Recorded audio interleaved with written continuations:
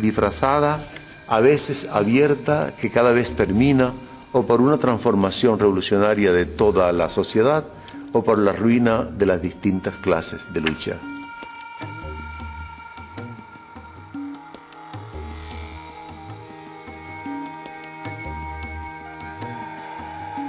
La historia humana es caracterizada por la lucha del grupo humano, que llamamos clases sociales.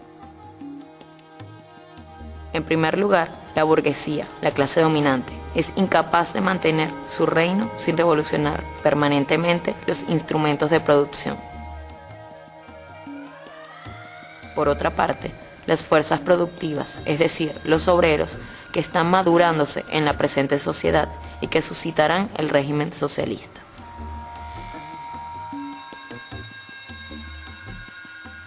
Se presentan dos formas de la contradicción característica de la sociedad capitalista en esta obra. La primera es la de una contradicción entre las fuerzas y las relaciones de producción. La burguesía crea sin cesar medios de producción más potentes, pero las relaciones de producción, es decir, a la vez las relaciones de propiedad y la distribución de las rentas, no se transforman al mismo ritmo.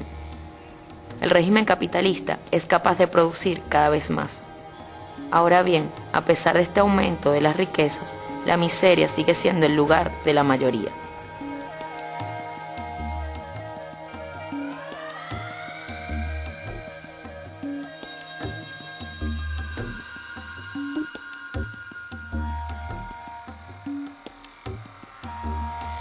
Aparece pues una segunda forma de contradicción, la que existe entre la progresión de las riquezas y la miseria creciente de la mayoría.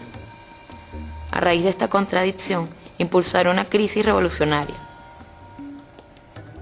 El proletariado, que constituye y constituirá cada vez más la inmensa mayoría de la población, se constituirá en clase, es decir, en una unidad social, aspirando a la toma del poder y a la transformación de las relaciones sociales.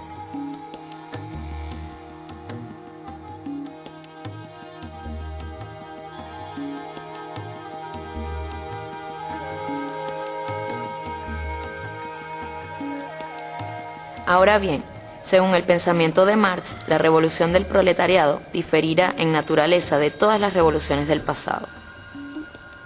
Todas las revoluciones del pasado eran hechas por minorías a favor de las minorías. La revolución del proletariado será hecha por la inmensa mayoría a favor de todos. La revolución proletaria señalará pues el final de las clases y del carácter antagónico de la sociedad capitalista. Esta revolución, que conseguirá la supresión simultánea del capitalismo y de las clases, será la obra de los propios capitalistas.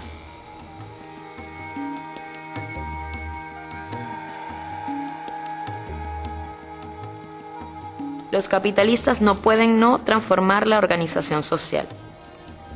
Comprometiéndose en una competencia inexpiable, pueden aumentar los medios de producción y al mismo tiempo aumentar la masa proletaria y su miseria. El carácter contradictorio del capitalismo se expresa en el hecho de que el crecimiento de los medios de producción, en vez de traducirse en el aumento del nivel de vida de los obreros, se traduce en un doble proceso de proletarización y de empobrecimiento.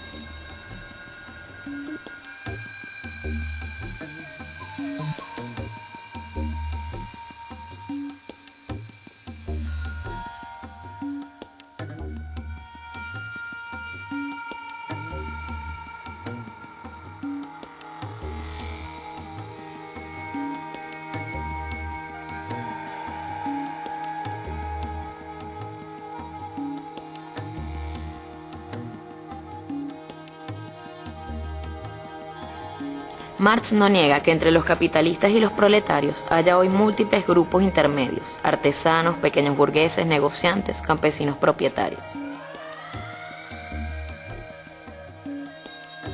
Pero afirma dos propuestas.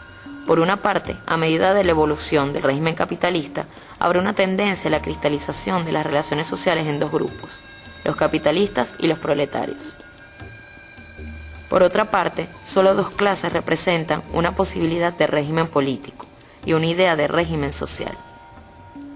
Las clases intermediarias no tienen ni iniciativa ni dinamismo histórico. Solo hay dos clases que pueden poner su marca sobre la sociedad.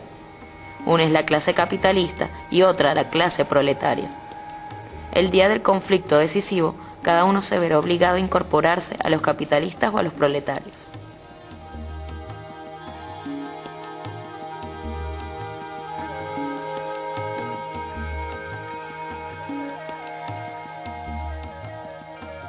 El día en que la clase proletaria haya tomado el poder, una ruptura decisiva se producirá en el curso de la historia anterior. En efecto, el carácter antagónico de todas las sociedades hasta nuestros días habrá desaparecido.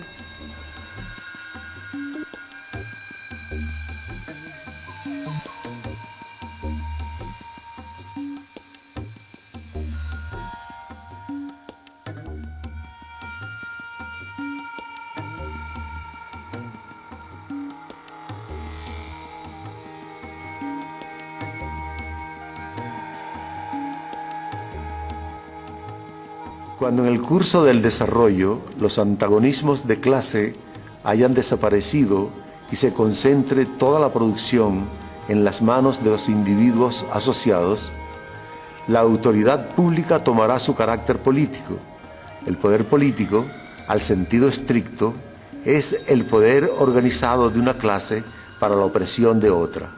Si en la lucha contra la burguesía el proletariado está forzado a unirse en una clase, si por una revolución se constituye en una clase dominante y como tal suprime violentamente las antiguas relaciones de producción, suprime entonces al mismo tiempo que este sistema de producción las condiciones de existencia del antagonismo de clase, suprime entonces las clases en general y su propia dominación como clase.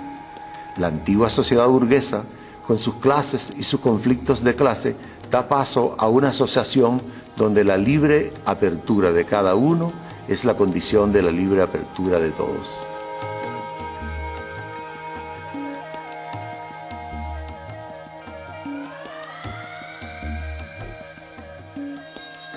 Este texto es totalmente característico de uno de los temas esenciales de Marx. Considera que la política o el Estado son segundos fenómenos con relación a lo que pasa en la sociedad. Por eso presenta al poder político como la expresión de los conflictos sociales. El poder político es el medio por el cual la clase dominante, la clase explotadora, mantiene su dominación y su explotación. En esta lógica, la supresión de las contradicciones de clase debe lógicamente implicar la desaparición de la política y del Estado, porque político y Estado son aparentemente los subproductos o la expresión de los conflictos sociales. Así, el centro del pensamiento de Marx es la interpretación del régimen capitalista como contradictorio, es decir, dominado por la lucha de clase.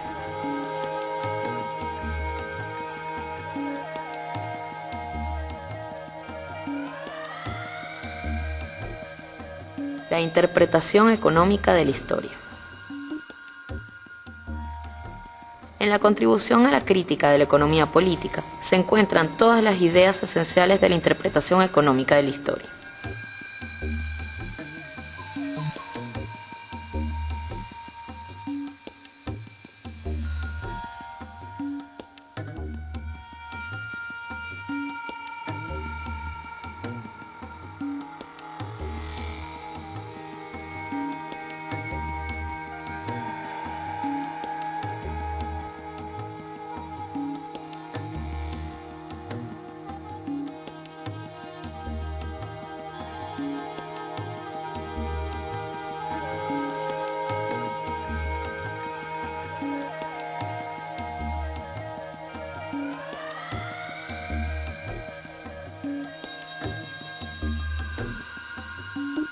Primero, los hombres entran en relaciones determinadas, necesarias, que son independientes de sus voluntades.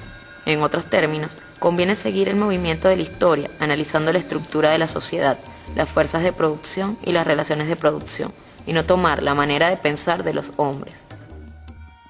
Hay relaciones sociales que se imponen a los individuos, y la comprensión de la historia tiene por condición la inteligencia de estas relaciones sociales supraindividuales.